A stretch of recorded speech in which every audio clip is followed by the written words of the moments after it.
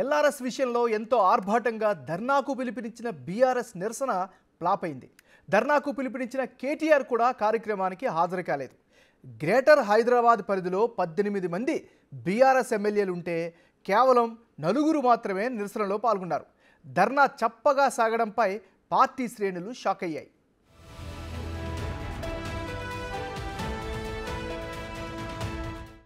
ఇక ఇదే అంశానికి సంబంధించి మరింత తాజా సమాచారం అందించేందుకు మా రిపోర్టర్ రాంప్రసాద్ సిద్ధంగా ఉన్నారు.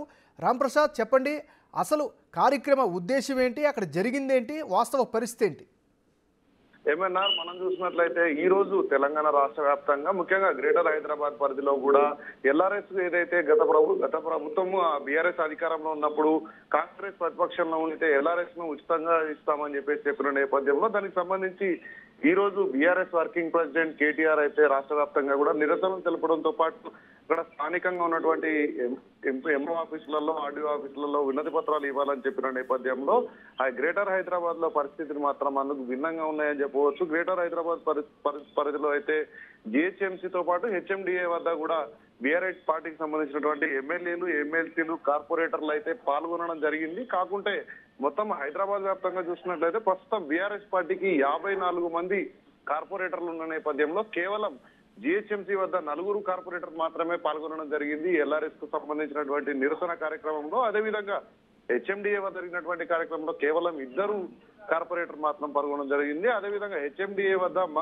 గతంలో మాజీ మంత్రిగా ఉన్నాడు, ప్రస్తుతం ఎమ్మెల్యేగా ఉన్నటువంటి తలసాని శ్రీనివాస్ యాదవ్ ఒక్కడు మాత్రమే పాల్గొనడం జరిగింది. అదే జిహెచ్ఎంసీ వద్ద మనం చూసుకున్నట్లయితే ఇక్కడ ఎమ్మెల్సీగా ఉన్నటువంటి మధుసూదనాచారి, అదేవిధంగా ప్రభాకర్, జూబ్లీ హిల్స్ ఎమ్మెల్యేగా ఉన్నటువంటి మాగంటి గోపీనాథ్ మాత్రమే హాజరవడం జరిగింది. మనం చూడవచ్చు గ్రేటర్ హైదరాబాద్ పరిధిలో 18 మంది ఎమ్మెల్యేలు ఉన్న నేపథ్యంలో కేవలం 4 ఎమ్మెల్యేలు మాత్రమే 2 ప్రాంతాలలో పాల్గొనడం జరిగింది. ఇటు మాగంటి గోపీనాథ్ తో పాటు అదేవిధంగా ముఠా గోపాల్, కాలేరు వెంకటేశ్వరులు కూడా ఈ యొక్క నిరసన కార్యక్రమం జరిగింది. పూర్తి స్థాయిలో బీఆర్ఎస్ ఏదైతే ఆశించినందుకు విరుద్ధంగా అయితే రాంప్రసాద్ ఈ మొత్తం వ్యవహారానికి పిలుపునిచ్చినటువంటి కేటీఆర్ కూడా కనిపించకపోవడాన్ని ఎలా అర్థం చేసుకోవాలి?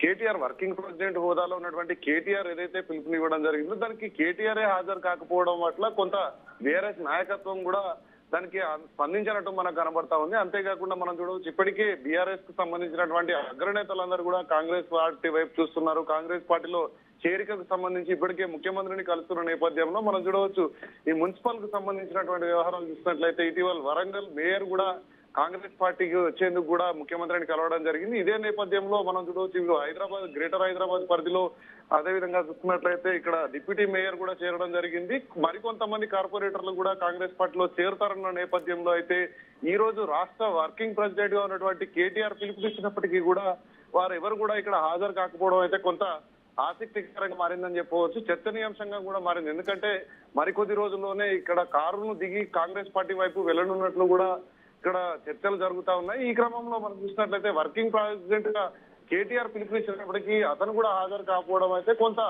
ప్రజల రాంప్రసాద్ ఈ ఘటన పొలిటికల్ గా ఎలాంటి సిగ్నల్స్ ఇచ్చే అవకాశం ఉంది?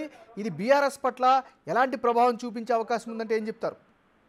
అంటే గత 10 ఏళ్లుగా అధికారంలో ఉన్నటువంటి బీఆర్ఎస్ పార్టీకి ప్రజల పక్షాన ఒక నినాదాన్ని తీసుకోవడం జరిగింది. ఎల్ఆర్ఎస్ ఏదైతే ఉందో దాన్ని పూర్తి స్థాయిలో ఉచితంగా ఇవ్వాలనేటువంటి ఒక నినాదంతో ఈ రోజు ప్రకటించినటువంటి బీఆర్ఎస్ వర్కింగ్ ప్రెసిడెంట్ ప్రజల పక్షాన పోరాడతామని చెప్పినటువంటి మాటలన్నీ కూడా ఈ రోజు ఉట్టి నీటి మూటలయ్యాయని చెప్పవచ్చు. ఎందుకంటే పార్టీకి ఆర్డర్ సహకరించకపోగా జిహెచ్ఎంసీ దగ్గర కానీ హెచ్ఎండి దగ్గర కానీ కేవలం 100 మందికి కూడా ఇచ్చినటువంటి పరిస్థితి ఉంది. ప్రజలే కానీ నాయకులు కూడా అంటే ఇటు ప్రజల మద్దతు కూడగట్టుకోవాలనేటువంటి పరిస్థితిలో ప్రధాన ప్రతిపక్ష హోదాలో ఉండాల్సినటువంటి బీఆర్ఎస్ పార్టీని ప్రజలు కూడా అక్కడ వాళ్లకు మద్దతు ఇవ్వని పరిస్థితులు అయితే మనకి ఈ రోజు కనపడ్డాయి. ఎందుకంటే తెలంగాణ రాష్ట్రంలో అధికారంలోకి వచ్చిన తర్వాతకి రాష్ట్ర వ్యాప్తంగా పిలుపునిచ్చినటువంటి ఇది ఒక తొలి ఘటనగా చెప్పవచ్చు. కానీ బీఆర్ఎస్ ఈ రోజు పూర్తి స్థాయిలో విఫలమైందని చెప్పవచ్చు. ఎందుకంటే రాష్ట్ర వర్కింగ్ ప్రెసిడెంట్ హోదాలో ఉండి ఇటు కేటీఆర్ రాకపోగా అదేవిధంగా కార్పొరేటర్లతో పాటు ఎమ్మెల్యేలందరూ కూడా ఈ యొక్క కార్యక్రమానికి గైర్హాజరవడాన్ని అయితే పూర్తి స్థాయిలో రాష్ట్ర వ్యాప్తంగా చర్చనీయాంశంగా మారింది. ఎందుకంటే